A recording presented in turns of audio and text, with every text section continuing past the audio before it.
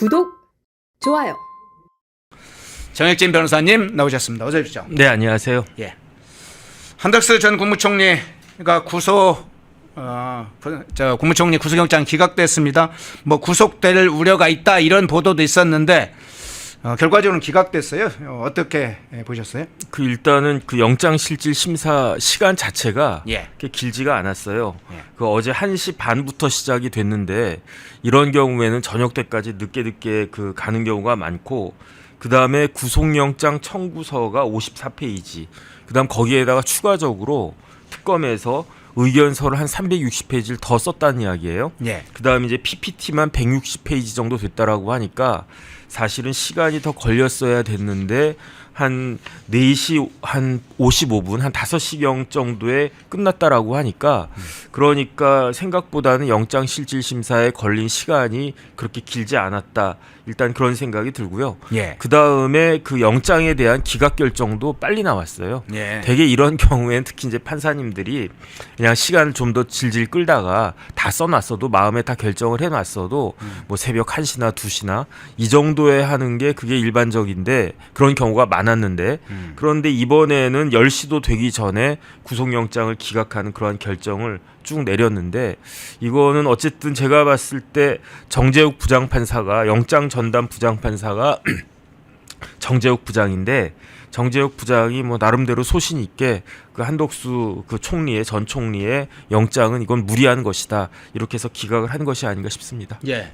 구속영장 기각 사유를 좀 조목조목 보면, 법적 평가와 관련해 다툼의 여지가 있다, 증거인멸의 우려가 있다고 보기 어렵다, 도주 우려가 있다고 보기 어렵다, 이렇게 좀 상당히 구체적으로 좀 여러 가지 사항을 좀 기재를 했는데, 그 부분을 좀 상세하게 좀 이 정재욱 판사가 이 사실관계를 따져본 것이라고 판단할 수 있을까요? 일단 특검이 제기한 혐의가 크게 6가지였어요. 첫 예. 번째가 내란 방조, 그러니까 내란 우두머리라고 하면은 윤석열 전 대통령 아니겠습니까?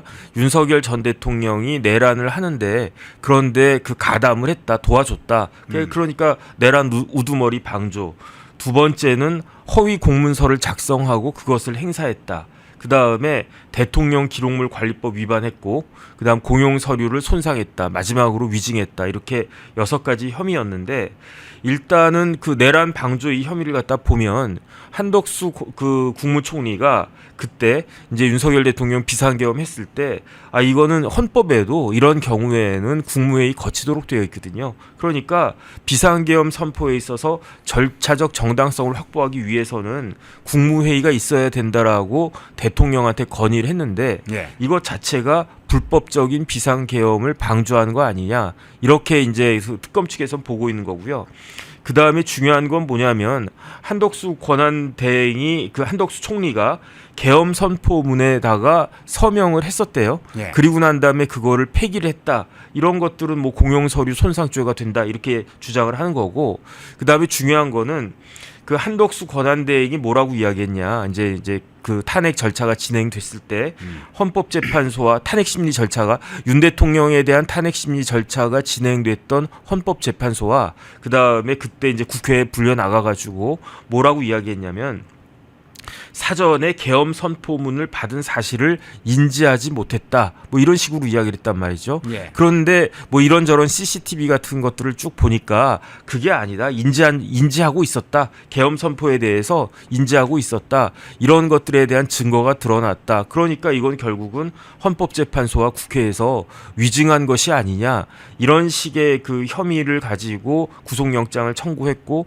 그 다음에 다른 걸 다 떠나가지고 위증했다라고 하면은 증거인멸의 염려가 있는 것이 아니냐, 그러니까 구속영장이 발부가 되어야 된다, 이렇게 주장을 했던 건데요. 네. 근데 법원에서는 그런 모든 것들과 관련해서 다툼의 여지가 있고, 결국은 방어권 행사와 증거인멸의 우려가 충돌하는 거거든요. 네. 그런데 법원에서는 정재욱 부장판사는 한덕수 권한대행의 방어권 행사 차원을 넘어서는 그와 같은 정도의 증거인멸 우려는 없다. 왜냐하면 뭐 관련자들 지금 다 구속되어 있지 않습니까? 네. 윤석열 전 대통령부터 시작해가지고 가지고 뭐 많은 사람들, 그다음 뭐 김건희 여사도 구속됐고요, 이상민 장관도 구속됐고요, 뭐 다시 구속되어 있는 상황이니까 더 이상의 그 증거 인멸의 우려도 없고, 그다음에 설마 한덕수 권한대행이 나이가 몇이고 경력이 이러이러한데 그런데 도주의 우려가 있겠느냐? 그러니까 불구속으로 그 재판 받는 것이 원칙일 것이다. 이렇게 해서 구속영장 기각한 것 같고, 네.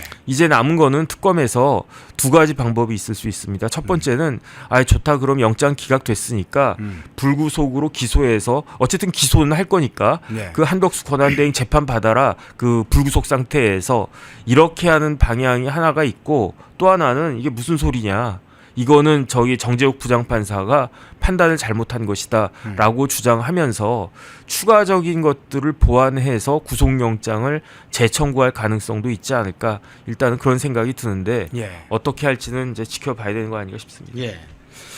한덕수 총리 구속영장 기각 사건과 관련해서 별개로 붙은 게 이 사건과 관련된 법적 판단 외에 트럼프 대통령의 발언에 관한 좀 영향 부분이 좀 나오고 있거든요. 네. 오늘 이제 조선일보도 그 부분에 대해서 좀 일부 분석이 좀 있던데 그 부분은 어떻게 보세요? 저는 그렇게 안 봅니다. 예. 그거는 제가 봤을 때는 그 정재욱 부장판사에 대해서 좀 잘 모르니까 그런 이야기 하는 것 같다. 예. 그런 생각 들고요. 네. 저는 이제 정재욱 부장판사랑 연수원 때 같은 반이었어요.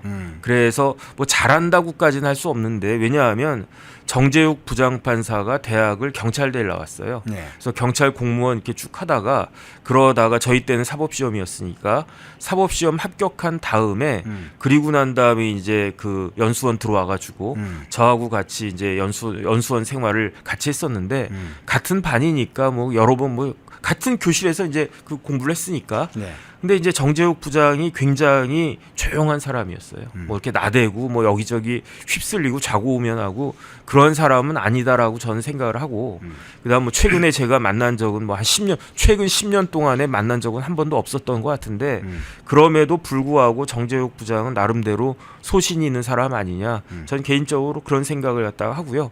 그다음에 다시 말씀드리지만 김건희 여사에 대해서 구속영장 발부했습니다. 정재욱 부장이. 네. 그다음에 이상민 전 행안부 장관에 대해서도 구속영장을 발부를 했는데, 그런데 한덕수 권한대행에 대해서는 이게 적극적으로 하는 행위가 아니라 방조라는 거예요.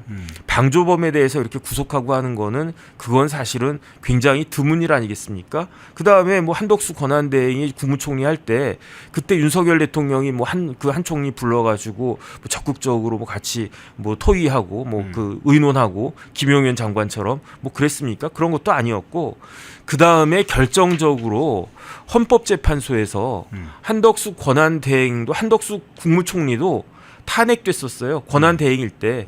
그때 탄핵 심판 있지 않았습니까? 그런데 그 탄핵이 기각됐었단 말이죠. 근데 그때 헌법재판소에서 뭐라고 이야기했느냐, 한덕수 총리가 계엄에 적극 가담했다고 보기 어렵다. 뭐 여러 가지 이유가 있었지만 그런 이유로 인해 가지고 그 탄핵은 기각했다, 이렇게 이야기를 했는데, 이런 점들을 정재욱 부장이 그냥 그 종합적으로 고려해 가지고 그래서 법적으로 판단하는 것이 아닌가, 저는 그런 생각 듭니다. 예. 자, 먼저 한덕수 전 총리 구속영장 기각 사건 먼저 다뤄봤고요. 자, 한미 정상회담 문제로 한번 좀 넘어가 보겠습니다. 주요 쟁점들 한번 좀 몇 가지 살펴보겠습니다. 한미 회담을 둘러싼 쟁점들인데, 자, 먼저 조선일보 한번 그 기사 한번 띄워주시겠어요? 자, 조선일보가 이번 회담을 평가하면서 이런 제목으로 기사를 냈어요. 공식 문서 없는 한미 외교. 트럼프 입에 계속 울고 웃는다. 이런 제목으로 이제 워싱턴 특파원인 김은중 특파원이 저 기사를 냈고 일면으로 이걸 실었던데, 공동 성명이 없다, 공동 문서가 없다, 공동 성명 채택이 없는 이례적인 상황이다. 동맹 현대화나 대미 투자, 후속 조치 등에 관해서도 이견이 있다. 트럼프 대통령 한마디에 언제든 불확실성이 고조될 가능성이 제기되고 있다. 이걸 지금 이번 이제 한미 회담을 좀 압축적으로 설명한 것 같은데, 저 부분 이제 어떻게 평가를 하십니까? 일단은 저기 기존에 대한민국 대통령이 미국에 그 초청돼서 정상회담 했을 때 비하면은 사실은 홀대받은 건 사실이죠. 왜냐하면 기본적으로 이 방문 자체가 그 한미 정상회담 하기 위해서, 그러니까 뭐 한미 정상회담뿐만 아니라 뭐 기본적으로 외국 정상들을 초청할 때 하는 프로토콜이 있는데 예. 우리나라 대통령은 국빈 방문이 아니었어요. 이걸 스테이트 비지트라고 하는데 국빈 방문이 아니었고 국빈 방문 미치 공식 방문이거든요. 공식 방문도 아니었어요. 그 다음에 공식 방문 밑이 실무 방문인데 이걸 워킹 비지트라고 하거든요. 근데 워킹 비지트도 아니었는데 그 결국은 공식 방문하고 그 실무 방문, 그러니까 오피셜 비지트하고 워킹 비지트 사이에 공식 실무 방문이라는 게 있는데 그 이재명 대통령은 오피셜 워킹 비지트였단 말이에요.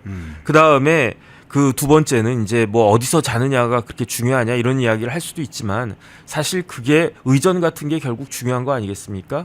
그런데 대한민국에서 미국에 초청돼 가지고 그 미국을 방문했던 역대 대통령 중에 블레어 하우스라고 하는 미국의 프레지던트 게스트하우스가 있단 말이에요. 영빈관이라고 할 수 있는 거기에 숙소를 얻지 못한 숙소가 제공되지 않은 대통령이 대한민국 역사상 처음으로 나왔어요. 네. 그러니까 이런 것들도 사실은 굉장히 좀 불편했다 이렇게 볼 수밖에 없는데 그런데 제가 봤을 때 이재명 대통령이나 민주당 입장에서는 그것보다도 훨씬 더 그 긴장을 많이 했을 거예요. 왜냐하면 트럼프 대통령이 이재명 대통령 불러놓고 뭐 이런저런 좀 망신스러운 그런 것을 하면 어떻게 하나 거기에 대해서 사실은 걱정을 했었을 거고 그다음에 두 정상이 만나기 3시간 전에 그 트루스 소셜에 아주 충격적인 그러한 내용들도 올라가 있지 않았겠습니까? 예. 그러니까 굉장히 깜짝 놀랐을 텐데 천만다행으로 양국 정상 만났을 때 모습은 그냥 훈훈하고 그냥 뭐 특별한 일은 없었고 그냥 오히려 그 분위기는 나쁘지 않았던 것 같고 그렇게 넘어갔는데 그런데 중요한 건 뭐냐면요. 지금 이제 언론에서 이야기하는 것처럼 아무런 문서가 없어요. 아무런 문서가 없다라고 하는 거는 문제가 해결이 종국적으로 되지 않았다는 거 아니겠습니까?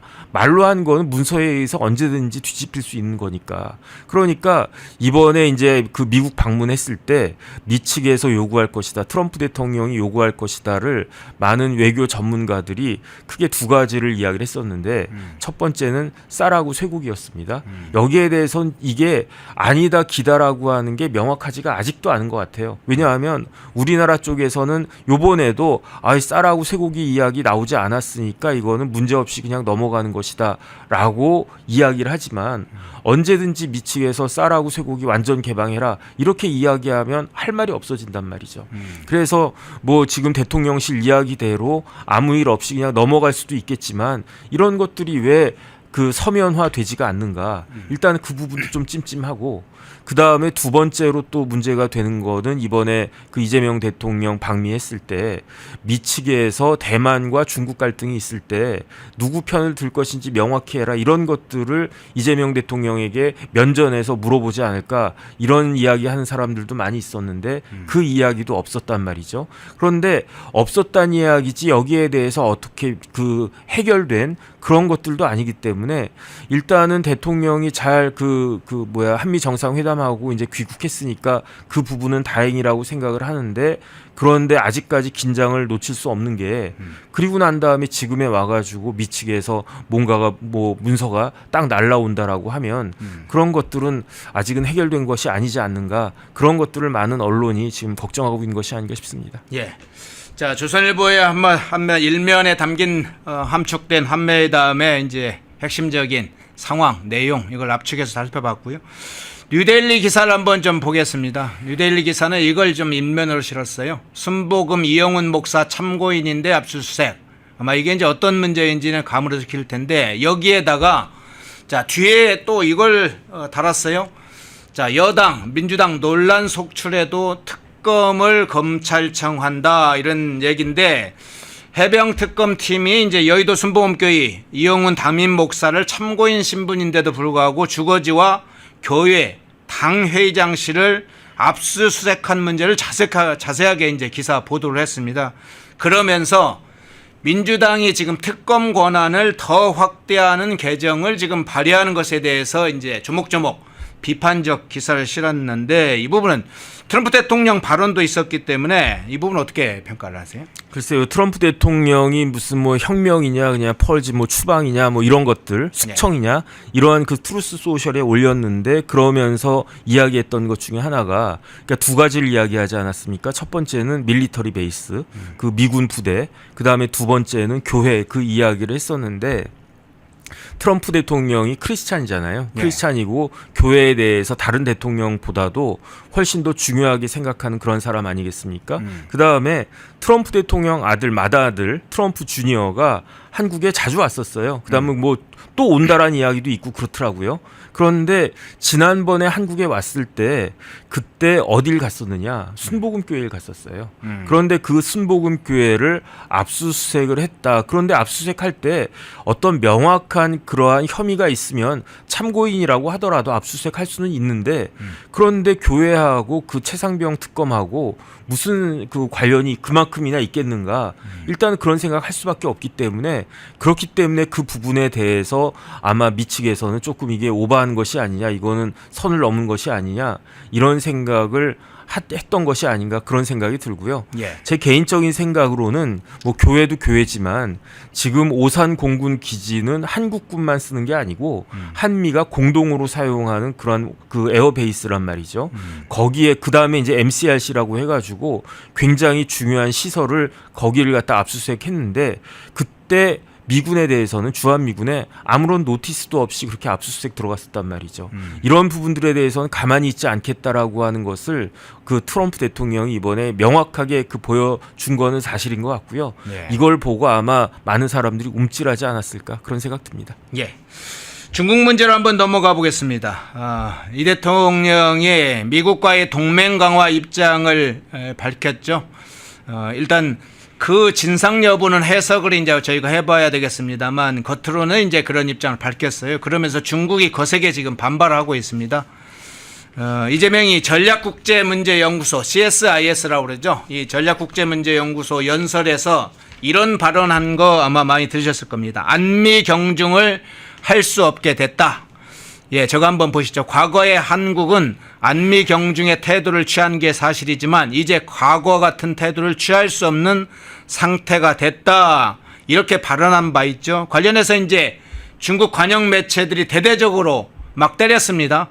과거에 이 조치 중에 하나였던 사드 배치까지 들먹이면서 막 경고를 했어요. 이재명 정권을 공격하는 경고를 했는데, 이 사드 배치 후과도 우리가 과거에 있었습니다만은 지금 중국의 이런 반응, 이 중국이 공식적으로 발표한 건 아니지만 관영 매체를 통해서 나온 거면 중국의 입장이라고 볼 수 있는데, 이 상황 일단 어떻게 해석을 하세요?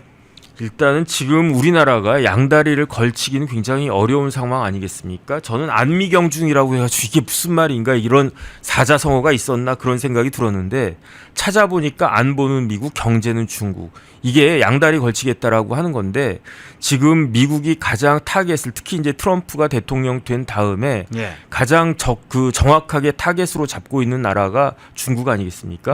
미국이라고 하는 나라는요, 자기 나라를 위협하는 나라를 그냥 내버려 두질 않아요.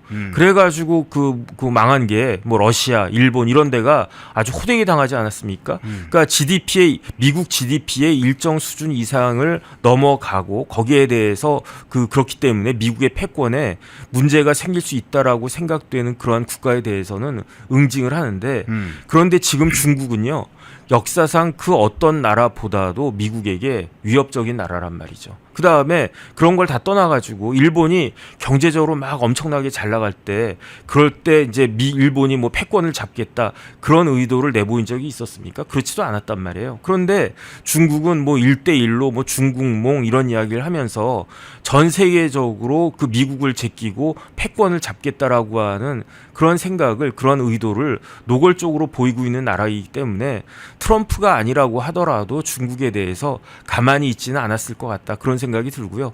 지금 뭐 관세 전쟁부터 해서 이런저런 것들 많이 일어나고 있는 게 결국은 중국을 겨냥한 것이 아니냐, 이렇게 볼 수밖에 없는데, 그런데 우리가 미국에다가는 땡큐하고 중국에다가는 쉐쉐하고 이런 것들이 먹힐 수가 있겠는가? 아마 제가 봤을 때는요, 트럼프 대통령이 비공식적인 자리에서 이렇게 드러나지 않은 자리에서 뭐 이재명 대통령이나 아니면 우리 측 정부에다가 입장 똑바로 해라, 명확하게 태도를 밝혀라, 이런 이야기 했을 수도 있지 않을까, 저는 개인적으로 그런 생각도 들거든요.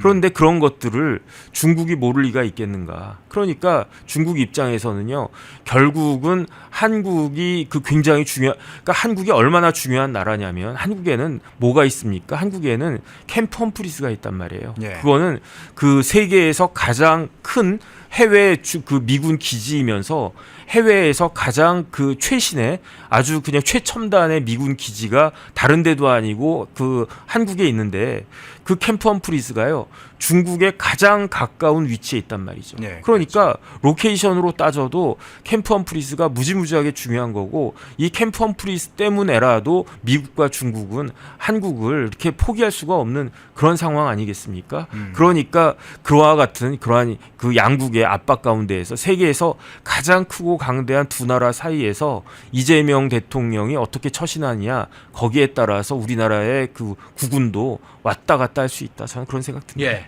중국 문제로 넘어가서 살펴봤는데요. 자, 북한 문제도 한번 살펴보죠. 사실은 이재명이 트럼프 대통령에게 이야기하는 내용의 절반이 거의 비공개 오찬에서도 그렇습니다만 북한 관련된 이야기였다고 하죠. 거기 가서 그래서 북한 대변인 역할을 톡톡히 하고 왔다는 것은 뭐 우리가 잘 알고 있습니다. 한국의 국익을 위해서 갔다고 하니까 아마 남북관계 그것도 국익 차원에서 생각을 한 건가 보죠. 원산에 무슨 호텔 지으면 그 대한민국 국익에 도움이 된다고 생각을 하나 보죠. 그런데 하여간 이 문제 살펴보겠습니다.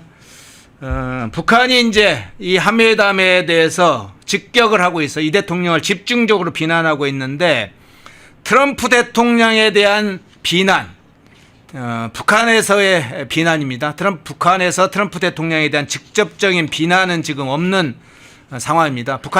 조선중앙통신이 이렇게 입장을 발표했어요. 이재명이 비핵화 망상증을 유전병으로 계속 달고 있다가는 한국뿐 아니라 그 누구에게도 이롭지 못하다는 것을 알아야 된다, 이렇게 맹비난을 했죠. 그리고 이재명이 북한을 향해서 이런 얘기했었죠. 가난하지만 사나운 이웃이다, 이렇게 표현을 한 바 있는데, 이거에 대해서도 북한 측이 이렇게 얘기했어요. 우리를 심히 모독했다. 한국을 왜 적이라고 하며 왜 더러운 족속들이라고 하는가를 보여주는 중대한 계획이다, 뭐 이렇게 답변했어요. 지금 화면에 그 내용이 나가고 있습니다. 그런데 이렇게 한번 여쭤보겠습니다. 이재명이 트럼프 대통령에게 속삭이면서 본인은 페이스메이커 할 테니까 대통령께서는 피스메이커 하시죠 라고 했는데, 북한의 지금 반응을 볼 때 이재명이 페이스메이커 역할 할 수 있겠어요? 뭐 트럼프 대통령은 그런 거 중요하게 생각하지 않을 거고요. 예. 결국은 미국이 어떻게 선택할 것이냐, 그 어떻게는 뭐에 대한 어떻게냐면요, 비핵화거든요. 만약에 그 트럼프 대통령이, 미국이 북한의 그 핵무장을 용인하겠다. 그러면은 트럼프 대통령이 뭐 이런저런 그 생션 같은 것들 다 풀어주고 그러면서 피스메이커가 될 수도 있을 수 있죠. 그렇게 되면은 이재명 대통령이 트럼프 대통령의 비위를 잘 맞추는 페이스메이커 역할을 할 수도 있을지 모르겠는데, 네. 그런데 미국이 북한의 핵을 용납하겠습니까? 지금 국제 정세가 어떻습니까?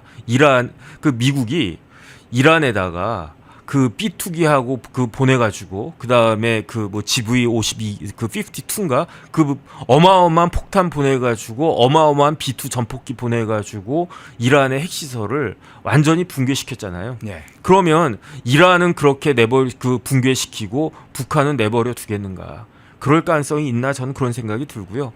그 다음에 뭐 원산에 뭐 짓고 뭐 어디에 뭐 짓고 그런 것들은 지금 유엔에서 정한 대북 제재를 정면으로 위반하는 거 아니겠습니까? 물론 이제 트럼프 대통령이 거기에 대해서 그 유엔 제재 이제 그만하자, 풀자, 이렇게 몰고 가면 유엔의 대북 제재도 풀릴 수 있겠지만, 지금 같은 상황에서는 저런 이야기가 만약에 미국하고 뭐 조율된 이야기였다라고 하면 할 말은 없겠지만, 그냥 만약에 우리 측에서 그런 식으로 이야기를 한 것이다, 것이다. 아니면 심지어 즉흥적으로 한 것이다라고 하면 그러면은 그 트럼프 대통령은 오히려 더 뭐라 그럴까 황당하다고 생각을 했을 수도 있지 않을까 그런 생각 들고요. 예. 그다음에 결국은 북한 입장에서는 제일 민감한 게 지금 뭐겠습니까? 제일 민감한 게 미국의 대통령으로 트럼프가 다시 등장해가지고 강하게 북한을 몰아치면 어떻게 하나 여기에 대해서 걱정을 갖다 하는 것이고요.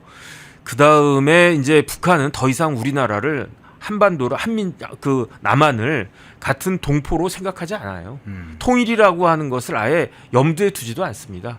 그런데 여기에 대해서 계속 이런 식으로 이야기를 하는 게 과연 얼마나 큰 도움이 되겠는가. 오히려 이런 식으로 면박만 당하고 모욕만 당하고 우리 측에서 아무리 노력을 한들 뭐 하겠습니까? 북한에서 아무런 그게 없으면은 결국은 평화라고 하는 것은요.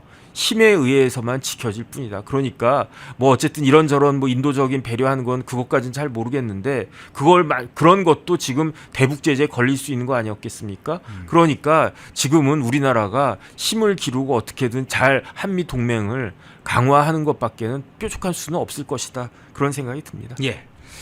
자, 마지막으로 이 장면 한번 살펴보겠습니다. 트럼프 대통령이 이재명과 한국 쪽 참석 인사들에게 선물했다는 거 한번 살펴보겠습니다.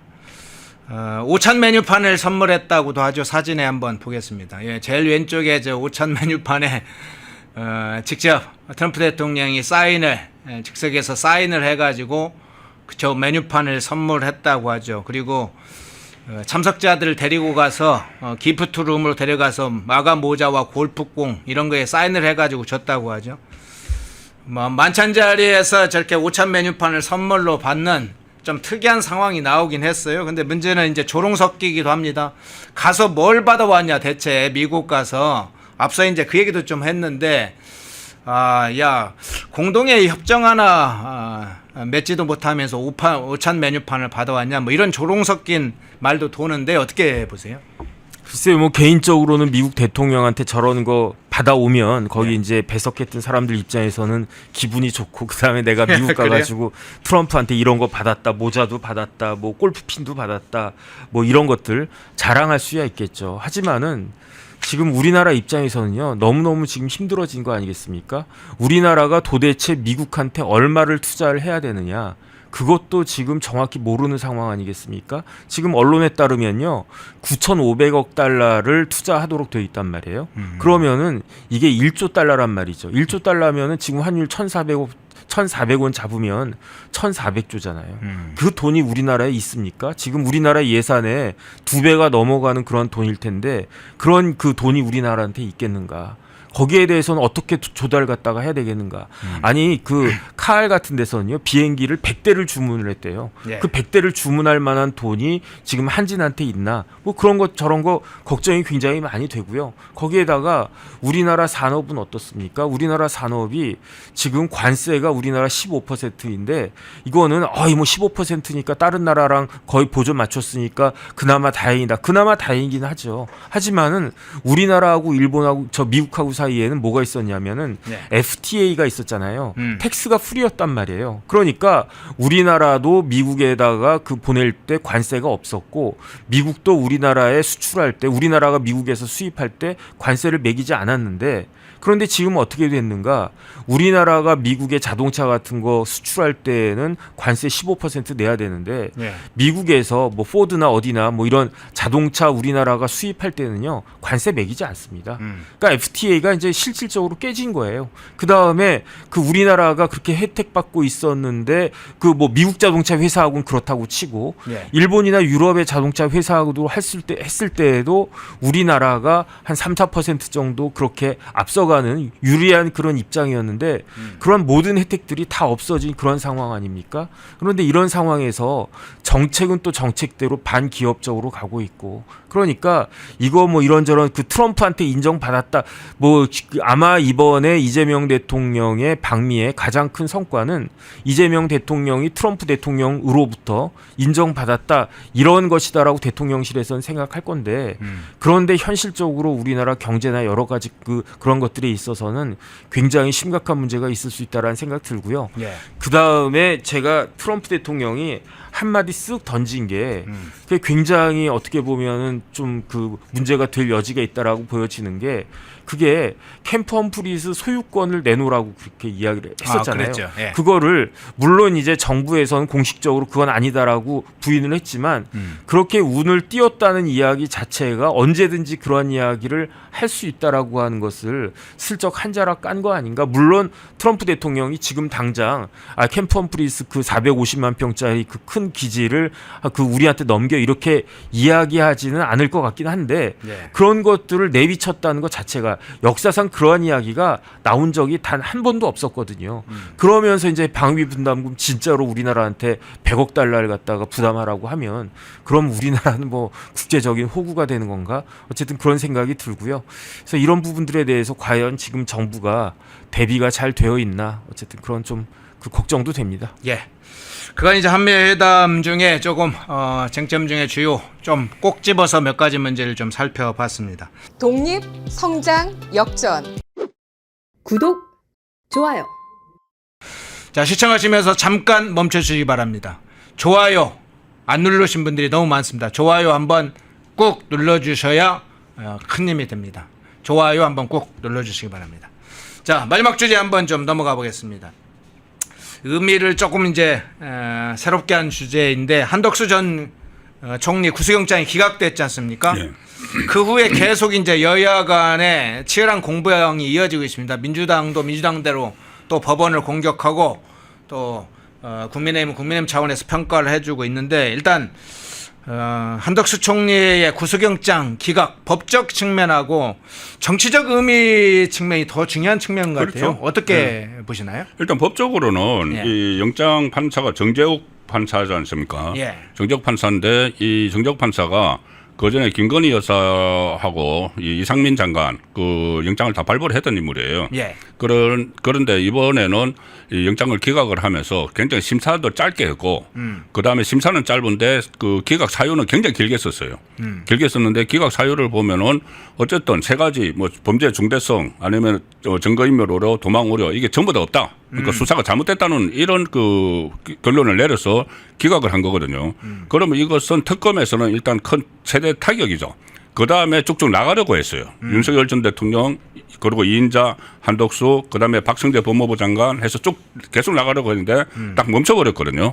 그래서 특검이 그 활동에 상당히 이제 견제를 받는 제약을 받는 그런 상황이 된 것이고 예. 그리고 정치적으로는 민주당도 지금 황당하죠. 당황하고 있죠. 발칵 뒤집혔습니다. 왜냐하면은 이 특검을 해서 내란몰이를 지방선거까지 하려고 지금 작정을 했지 않습니까? 예. 지방선거 때까지 하려고 뭐 특검 연장 이야기도 나오고 또 심지어 그 세계 특검을 지원하기 위한 TF까지 만들었어요.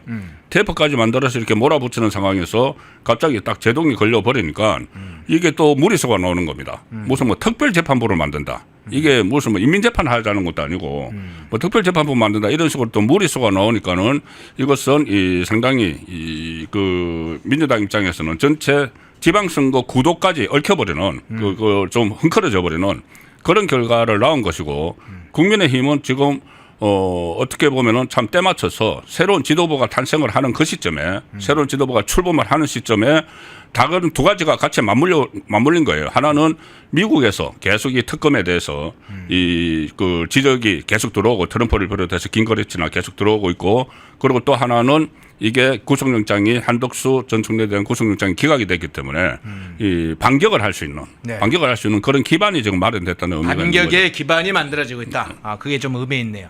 근데 이런 측면에서 한번 여쭤볼게요.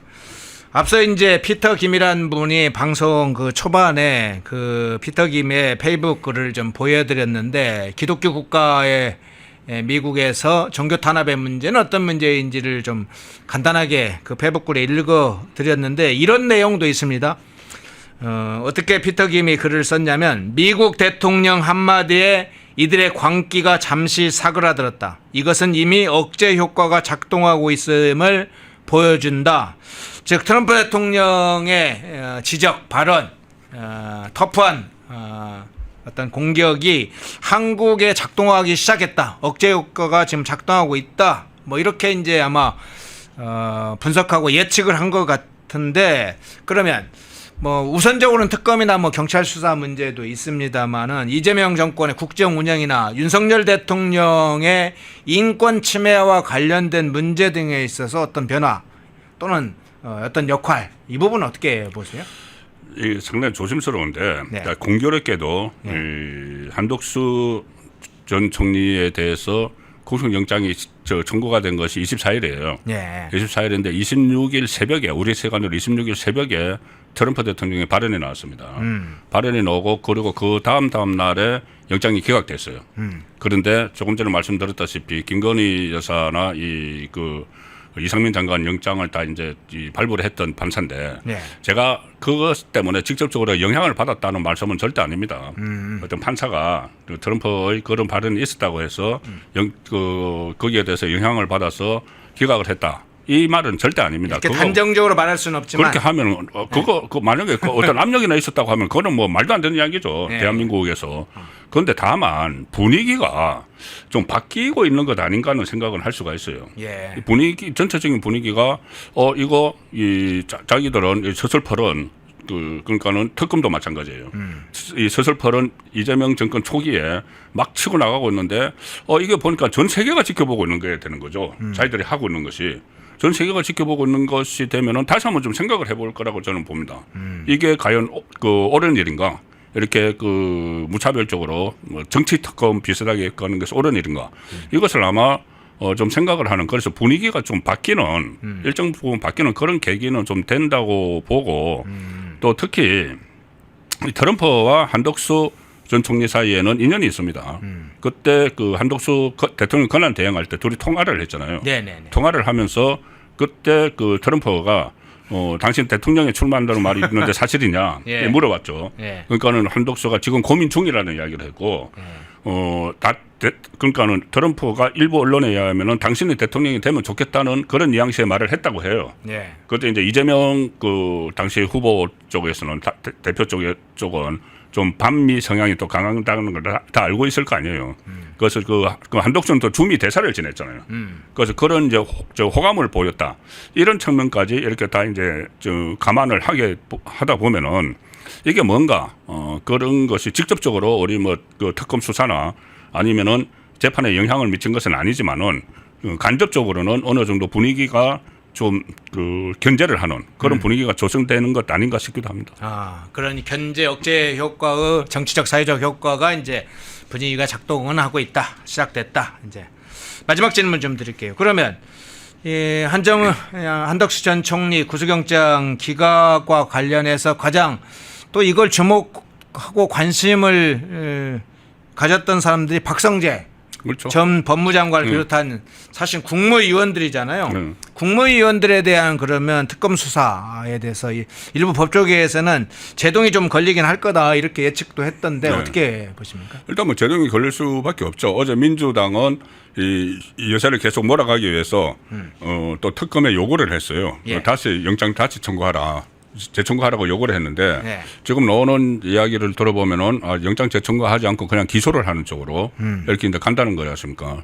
그러면은 특검에서도 이 기세가 꺾일 수밖에 없고, 어쨌든 그리고 법리적으로 영장 판사가, 정적 판사가 이것이 이 범죄 혐의가 충분히 소명되지 않았다. 그래서 검찰 특검의 수사가 잘못됐다는 그 내용을 굉장히 길게 썼어요. 네. 길게 썼기 때문에 결국은 다 연결되는 수사지 않습니까? 국무회의에서 뭐 어떤 역할을 했는지 뭐 이런 건데, 그러면은 국무회의 부의장인 한덕수 전 총리에 대해서 영장이 기각이 됐고, 그리고 실제로 한덕수 전 총리는 그때 헌법재판소에서도 네. 똑같은 혐의로 똑같은 의혹을 가지고 민주당이 탄핵소추안을 통과시켰지만은 헌재에서 기각이 된 적도 있어요. 그래서 그것까지 지금 다시 다 거론이 되고 있기 때문에 이 수사가 좀 속도에 좀 그 견제가 붙을 수뿐이 없는 제동 장치가 가동될 수밖에 없는 그런 상황인데 네. 이제 문제는 민주당이 또 어떻게 몰아치느냐의 문제겠죠. 민주당은 이 내각을 일단 다 이제 수사를 탈탈 털고 그 다음에 목표를 했던 것이 국민의힘 의원들이거든요. 추경호 전 원내대표를 비롯해서 국민의힘 의원들인데 이 자체도 이제 민주당은 막 몰아치겠지만은 특검이 과연 그런 큰 부담 전 세계가 지켜보고 있다는 그 부담을 다 감수하면서까지 이게 정치 특검으로 계속 몰아갈지는 또 좀 미지수죠. 지켜봐야 되는 거죠. 그 부분. 예. 자, 정상회담 한미 회담 이후에 지금 다시 깅그리치 하원 의장이 이야기한 것처럼 2주 내 어떤 조치가 이루어진다는 상황, 그리고 한국 내에서 변화가 그런 억제 효과가 작동하고 있다는, 트럼프 대통령의 효과가 작동하기 시작했다는 내용도 함께 좀 다뤄봤습니다. 송국건 정치평론가님이었습니다. 고맙습니다. 네, 감사합니다. 독립, 성장, 역전. 패는경제TV 권미란입니다. 구독, 좋아요. 박상규 시사평론가님 나오셨습니다. 어서 오십시오. 감사합니다. 네. 예.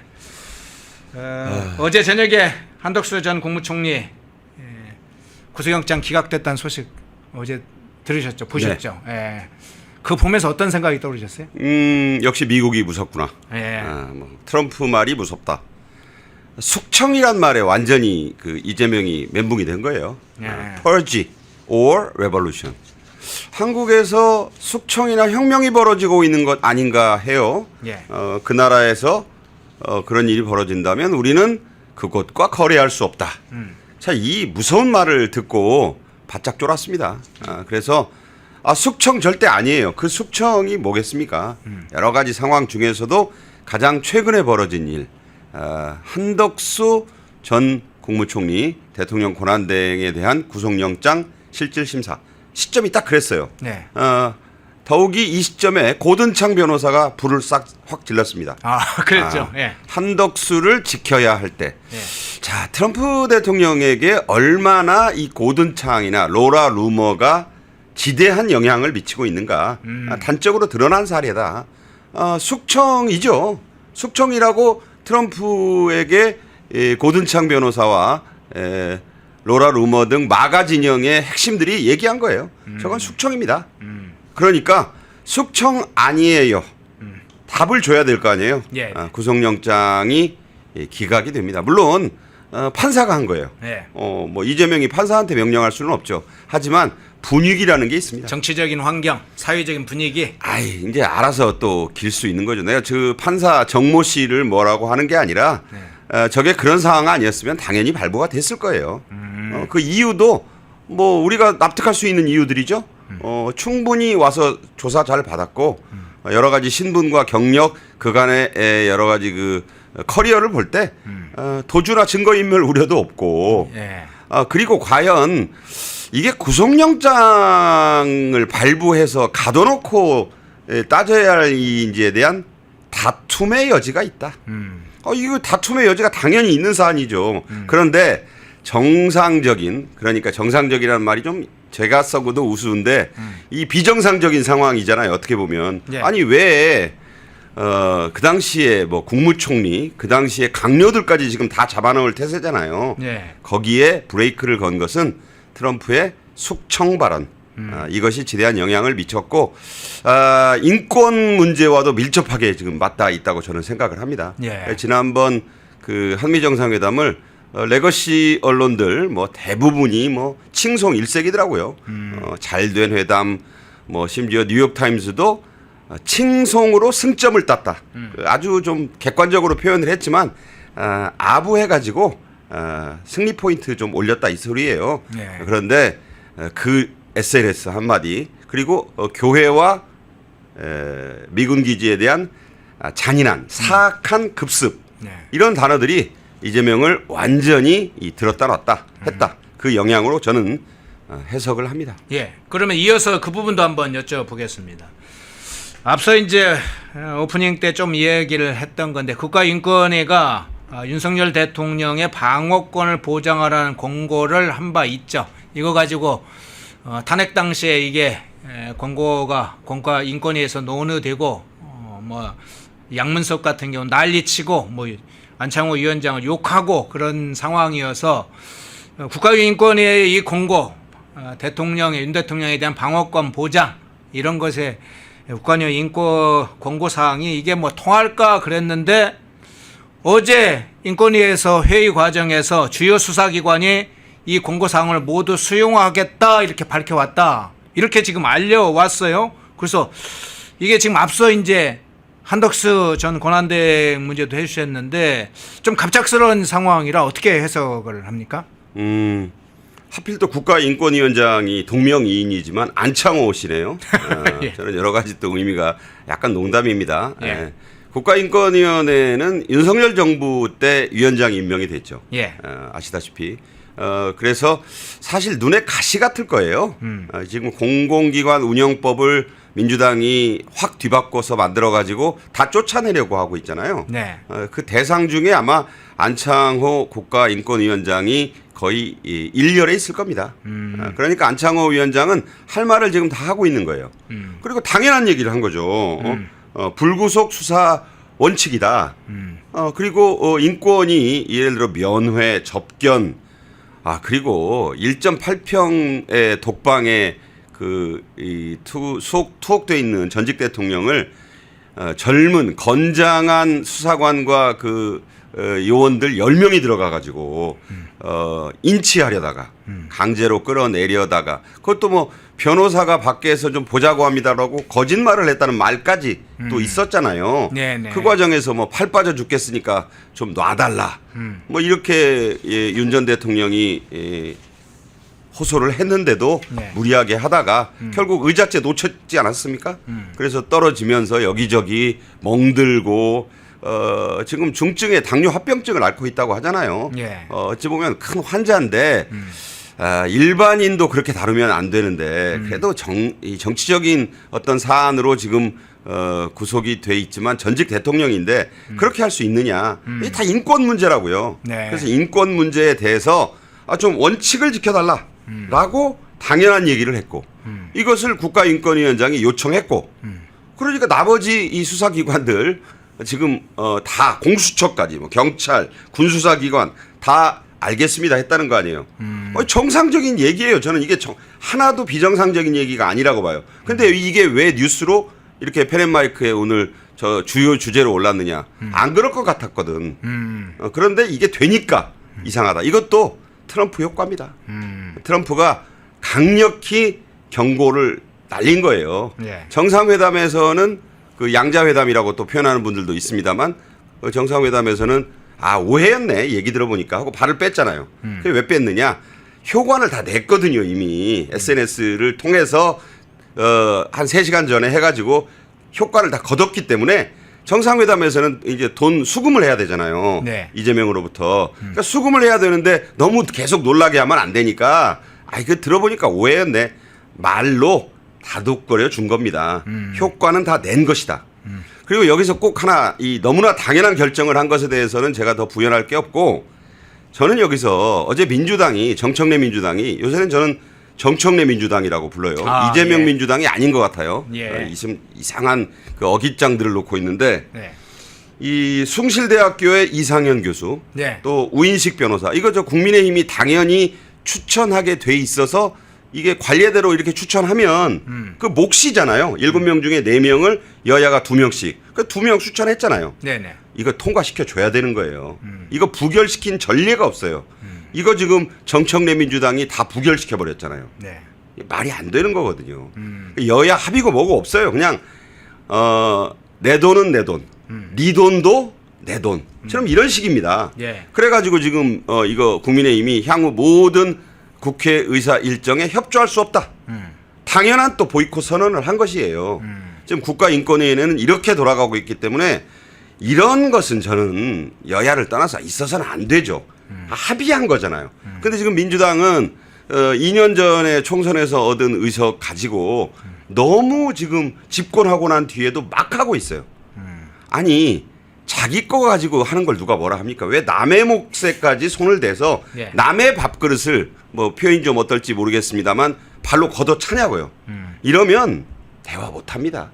이러고서도 뭐 국회 운영에 협조해 달라 있을 수 없는 일이고 아까 뭐 우원 씨, 그 우 씨가 두 명이라 우상호 씨가 그 다른 우 씨보다 나아요. 네. 그 우상호 정무수석이 난 들고 갔다고 하잖아요. 네, 네. 그 얘기가 좀 돼서 대통령과의 뭐 이재명과의 그 만남을 주선하겠다. 사실 당연히 안 간다고 하는 게 맞아요.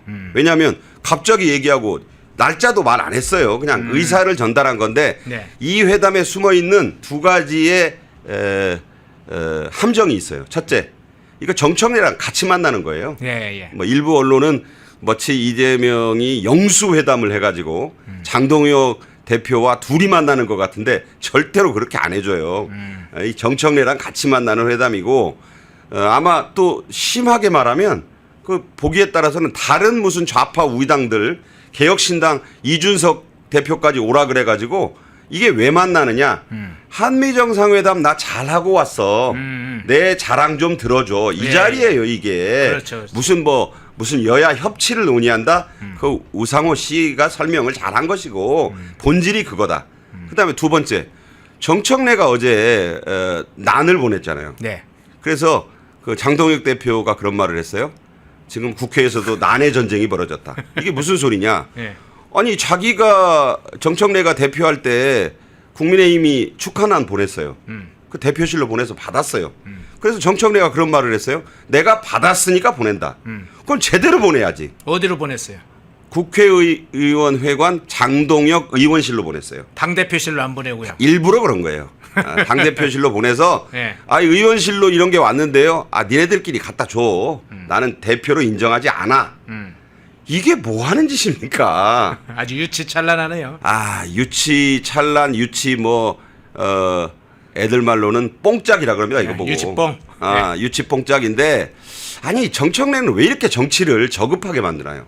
왜 이렇게 정치의 수준을 스스로 끌어내리느냐 이 말입니다. 정치라는 게 디그니티가 있어야 돼요. 품격.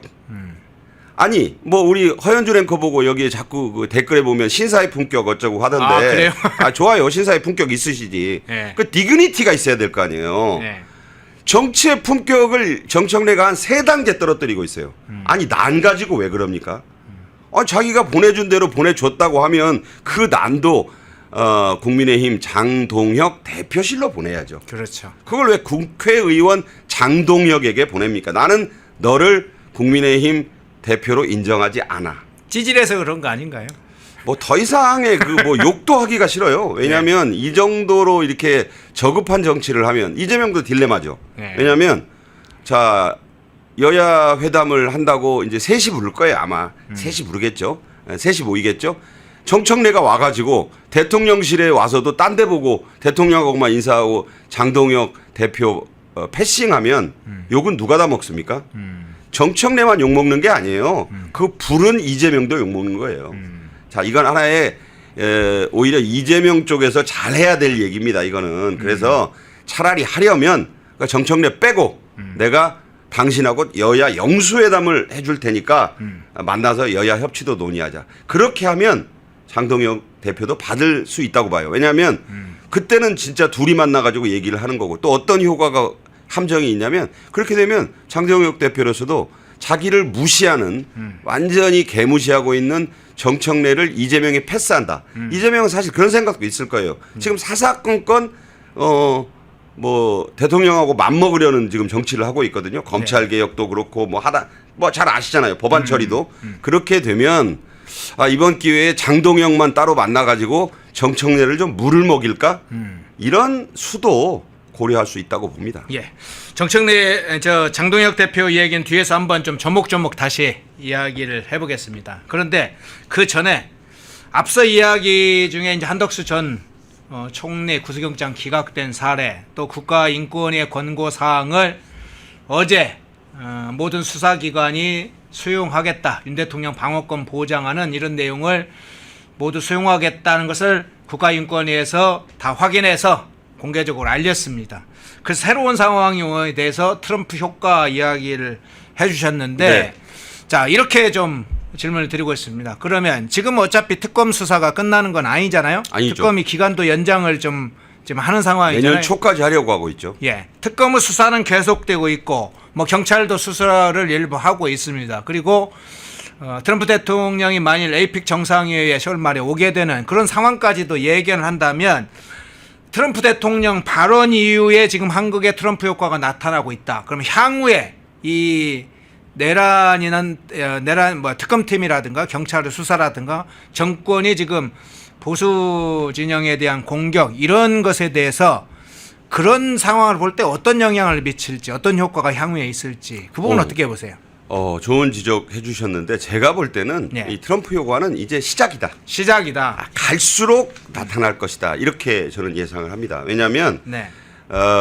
이게 이제 인권 문제를 직접 건드렸고요. 예. 숙청 얘기라는 게 커요. 이 파장이. 숙청은 제가 말씀드렸다시피 현대사에는 레닌과 스탈린이 생각나는 그런 단어고요.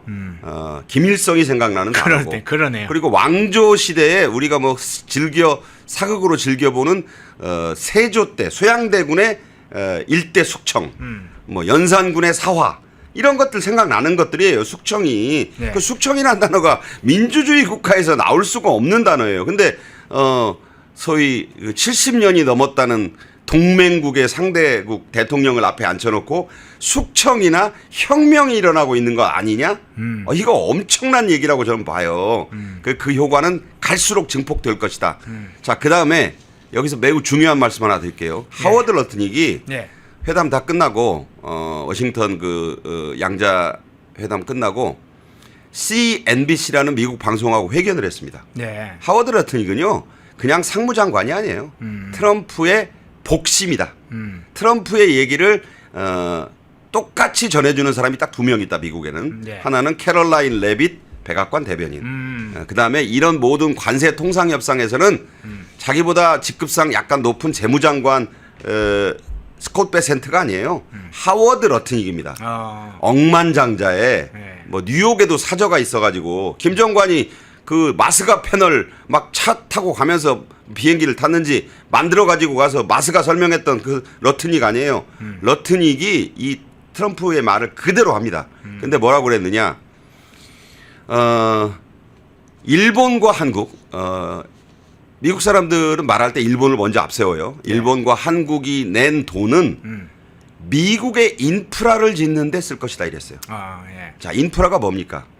다리, 도로, 항만, 사회 인프라, 사회 간접 자본 아니에요. 네. 미국의 사회 간접 자본을 왜 미국 돈으로 줘야지, 국부 펀드로 줘야지, 소위 말해서 일본 한국 돈으로 짓느냐. 이게 중요한 얘기라고 봐요. 이게 무슨 얘기냐면 이번에 1,500억 달러 더 내기로 해가지고 그 마스가 1,500 빼고 1,500억 빼고 지금 한국이 약속한 돈이 이재명 정권이 내기로 한 돈이 3,500억 달러입니다. 네. 아시잖아요. 네. 네. 자, 그 돈을 다 어디다 쓴다는 소리냐? 미국 국부 펀드를 손대지 않고 한국, 일본이 낸 돈으로 한다. 다리와 교량과 항만을 짓겠다고 얘기한 거예요. 네. 네. 이건 저는 그러면 이거 용처를 밝힌 거예요. 투자 아니라는 거예요. 선물 맞아요. 미국에 주는 선물 맞다.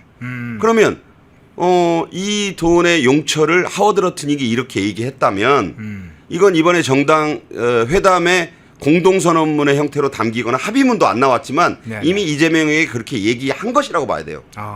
저는 그래서 우리 국민 여러분께서 들으실 때 미국에 지금 이거 미국 잘 아시지만 얼마 전에 산불 막 여기저기 나고 뭐 텍사스 홍수에 미국도 지금 사회 간접 자본이 많이 무너졌어요. 네. 이 돈을 미국 예산으로 안 한다는 소리잖아요.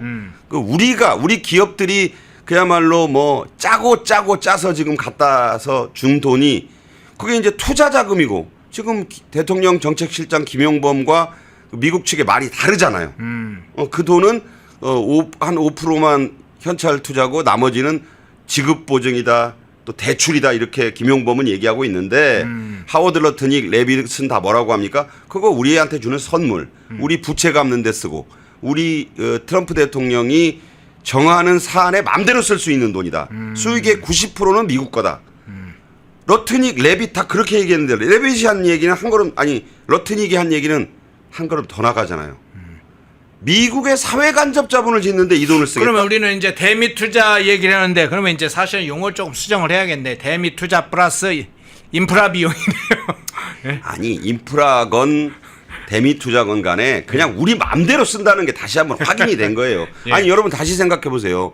우리 기업들은요 그 없는 돈 짜가지고 지금 이재명이 내라고 하니까 2번 내가지고 지금 무려 3,500억 달러를 지금 이제 미국에 주기로 한 겁니다. 네. 거기에 대한 구체적인 합의문도 안 써놨기 때문에 네. 앞으로 트럼프가 한국 인권 문제 숙청 얘기 계속 건드리거나 하면서 계속 압박하면 결국 미국 요구대로 다 써줄 수밖에 저는 없다고 봅니다. 그렇게 되면은 이 돈은 미안하지만 미국에 그냥 갖다 주는 돈이 될 가능성이 크다.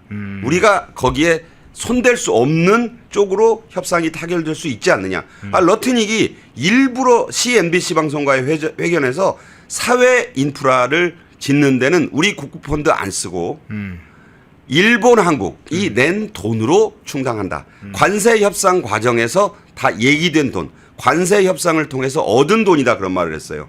그게 저는 이거는 앞으로 이제 그 오늘 중앙일보가 그렇게 보도했어요. 네. 여러분 찾아보시면 그 내용이 또 있을 거고 저도 자세한 설명을 드리겠지만 이런 부분을 우리가 경계해야 된다. 그러면 이제 우리가 뭐 성공한 무슨 회담이니 뭐니 하고 자평해봐야 아무 소용없어요. 이런 식으로 이제 훅훅 날아와요. 예. 왜? 합의문을 안 썼거든. 예.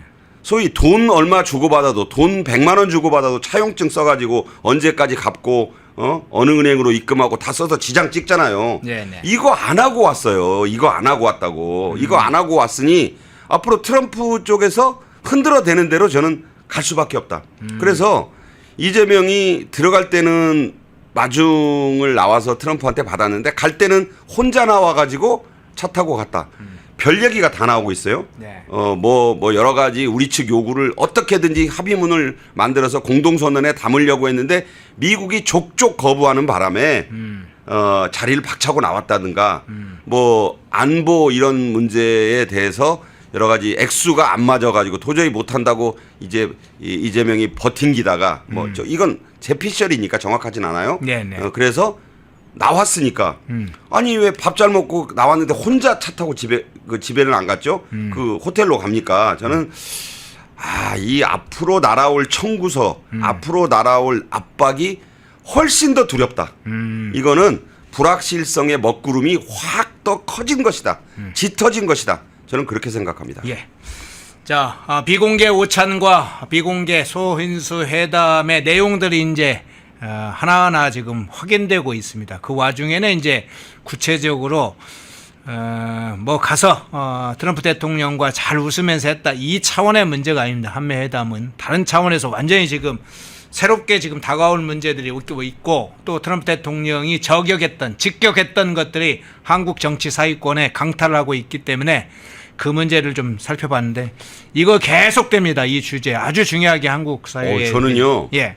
에이펙까지도 예. 하루가 다르게 미국이 이제 이거 청구서 진짜 청구서 마가 진영도 상당히 적절히 움직일 것 같은데요. 저 2차 지금 이제 한덕수 영장 기각은요 고든창이 한마디 한 걸로 끝났다고 봐요. 예.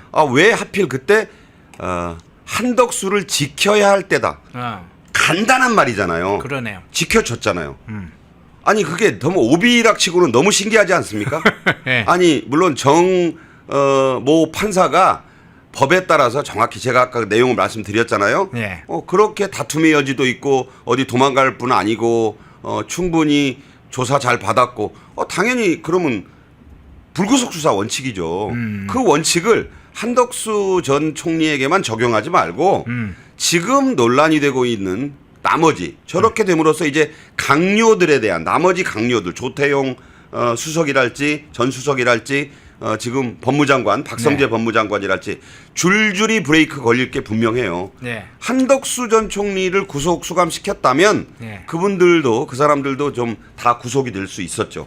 그 미국이 열일을 했다. 고든창이 열일을 했다. 저는 그렇게 보고 있고 네. 자 이게 이제 먹히는 게 확인이 됐잖아요. 네. 이 고든창이 그냥 변호사가 아니구나. 모스탄 전 대사도 이제 말을 좀 할 거라고 봅니다. 이제 로라 루머나 이 지금 저 한국의 여러 이 언론들은 그렇게 얘기하잖아요. 그 강경 미국의 극우들이 이번에 회담에 판을 많이 어지러놨다. 그래서 뭐 그 숙청 혁명 얘기 나오고 사악하고 잔인한 급습이다 뭐 이런 얘기가 나온 게 다 그 사람들 탓이다. 근데 그 사람들 때문인 것은 맞는 것 같은데 예. 그 영향을 중요한 것은 트럼프 대통령이 다 듣고 회담 전에 말하고 들었다 놨다 하고 농담이었네 뭐 오해가 풀렸네 말이잖아요. 트럼프는 원래 강력하게 조이고 풀어주고 능수능란하게 하는 사람이에요. 그래서 제가 볼 때는 자 이제 이 마가의 위력이 확인됐고 트럼프는 얼마든지 합의문이었기 때문에 진짜 배기 청구서를 이제 이재명 정권을 향해서 표창처럼 날릴 것이다. 네. 자, 그 표창이 어디 와서 어떻게 꽂힐지 저는 대단히 이건 성공한 회담이 아니라 우려를 훨씬 더 키우고 불확실성을 훨씬 더 크게 만들고 온 그런 회담이다. 예, 제가 한 가지 더 추가해서 질문을 좀 드릴게요. 10월 말에 이제 에이펙 정상회의 전에 지금 이제 주한 미 대사를 임명할지 또 이제 강경화는 지금 주미 대사로 지금 지명이 돼 있잖아요. 네. 어쨌든 미국의 대사 지금 주한 미 대사를 임명할지도 굉장히 또 어떤 인물을 임명할지가 굉장히 관심사일 수도 있거든요. 그 부분은 어떻게 보세요? 정말 이 대목에서 이 미국 대사는 상호로 중요합니다. 예. 그러니까 우리는 강경화에 대한 아그레망이 이미 들어가 있어요. 네. 근데 미국이 아그레망을 빨리 주든 늦게 주든 미국 맘이에요. 근데 미국은 또 뭐라고 생각하느냐? 주한 미국 대사도 한국이 우리가 보낸 사람을 아그레망을 줘야 된다고 생각할 거예요. 네. 강경화 아그레망을 먼저 해주는 게 미국의 생각은 아닐 것이다. 그럼 미국이 어떤 인사를 보내든 간에 이재명 정권이 이걸 거부하면 안 된다라는 사전 약속을 받고 내정자를 발표할 것 같아요. 아, 연계가 됩니까? 당연히 그렇죠. 미국이 망신할 수는 없잖아요. 예. 강경화의 아그레망을 먼저 해주고 나서 미국에서 믿고 그럼 믿는다 하고 이제 여기서 예를 들어 강경 보수 미국의 마가 진영 인사를 딱 했다. 그래서 이미 후보군에 들어있다라고 본인들이 얘기했지만 고든창도 후보군이고 뭐 모스탄도 후보군이고 그다음에 미셸 스틸 전 연방하원 의원 굉장히 강력한 분이잖아요. 네네. 뭐 이런 후보군들이 나왔는데 충분히 그분들 중에 하나가 되거나 아니면 그보다 더 강력한 인사가 될 수도 있어요. 미국의 트럼프 대통령은 자기 사돈 그 이방카의 남편의 아버지죠. 그러니까 예. 지금 프랑스 대사로 보냈잖아요. 그랬죠. 예, 예. 뭐 자기 그 큰아들과 약혼했던 전 연인도 그리스 대사로 보냈어요. 네네. 우리가 생각해서 만약에 이재명이 그렇게 뭐 그런 인연을 가진 사람들을 보냈다고 해보세요. 난리 나죠. 근데 미국은 그게 얼마든지 가능하거든요. 자기 친구, 자기 며느리 후보, 심지어 지금 뭐 사돈 우리 같으면 족벌 정치한다고 난리 날 거예요. 근데 미국은 그게 당연해요. 그래서 미국이 보내는 대사에 대해서 거부하지 않겠다는 확약을 받고 발표할 겁니다. 그런데 아마 시작됐는지도 몰라요. 이미 비선을 통해서 당연히 미국에서 우리는 미국 대사로 이 사람을 보내고 싶은데 어떻게 생각해? 라고 했을 수 있다고 봅니다. 저는. 예. 그런데 이쪽에서 아이고 뭐 여부가 있습니까? 저희가 즉각 해드려야죠. 이렇게 안 나오고 이 사람은 극우 아니요? 뭐 이런 비슷한 소리를 했다고 하면 미국에서 마음이 싹 돌아서겠죠. 그럼 계속 놔둘게. 대리 대사로. 예. 미국이 우리나라 대사를 공석으로 놔둔 최장 기록이요. 1년 4개월이에요. 깨질란 멀었어요. 그러니까 미국이 한국 대사를 임명을 안 한다는 얘기는 뭐냐면 정권을 제대로 된 나라로 인정하지 않는다는 거 되잖아요. 네. 시간을 끌수록 미국에 불리할 건 없어요. 그런데 이미 아그레망이 들어갔다고 발표된 강경화에 대한 아그레망을 안 주면 이것도 이재명 정권에 대해서 모욕이 될 거 아니에요. 패는 누가 쥐고 있다? 미국이 쥐고 있다. 예. 이렇게 봅니다. 예. 자, 미국과 관련된 게 지금 한국 상황과 계속 연계되고 엮어지고 또 정치 사회적인 뿐만 아니라 국제 정치학에 관계돼 가니까 그 문제를 한번 살펴봤습니다. 자, 독립, 성장, 역전, 패능경제TV 권미란입니다. 8월 25일 매일 저녁 8시 경제독립 8시 라이브 방송이 시작됩니다. 대형주 블루칩 발굴 전문가 이정호 멘토, 테마 선점 전문가 이주호 멘토, 글로벌 자산 배분 투자 전문가 문서진 멘토, 삼박자 매매 월드바겐헌트 송동현 멘토, 실전 초고수들과 함께 만들겠습니다. 여러분의 투자 라이프를 180도 바꿔줄 경제 라이브, 경제독립 8시, 매일 밤 8시에 뵙겠습니다. 펜앤마이크와 광동이 함께 준비한 초저분자 콜라겐으로 피부 속까지 촘촘하게 관리하세요. 하루 두 알로 피부 보습, 탄력 개선, 체내 흡수에 용이한 저분자 PC 콜라겐, 부원료 또한 탄탄하게 펜앤마이크 TV 단독 할인 1개월분 한 박스에 13,000원, 3개월분 3박스에 30,000원. 펜앤마이크 구독자 전용 댓글 상단 할인 링크에서 구매 가능합니다. 전화 문의는 1661-6915, 전화 문의는 1661-6915. 펜앤마이크와 광동이 함께 준비한 머리부터 발끝까지 모든 순간 풍성하게 광동 효모 비오틴 하루 한 번으로 가득 채우는 에너지 600mg 맥주 효모 함유 목 넘김 좋은 알약 타입 펜앤마이크 TV 단독 할인 1개월분 한 박스에 15,000원 3개월분 3박스에 35,000원 펜앤마이크 구독자 전용 댓글 상단 할인 링크에서 구매 가능합니다. 전화 문의는 1661-6915 전화 문의는 1661-6915 펜앤마이크에서 추천하는 영상도 보고 가세요. 다른 영상도 즐기시려면 구독 버튼을 꼭 눌러주세요.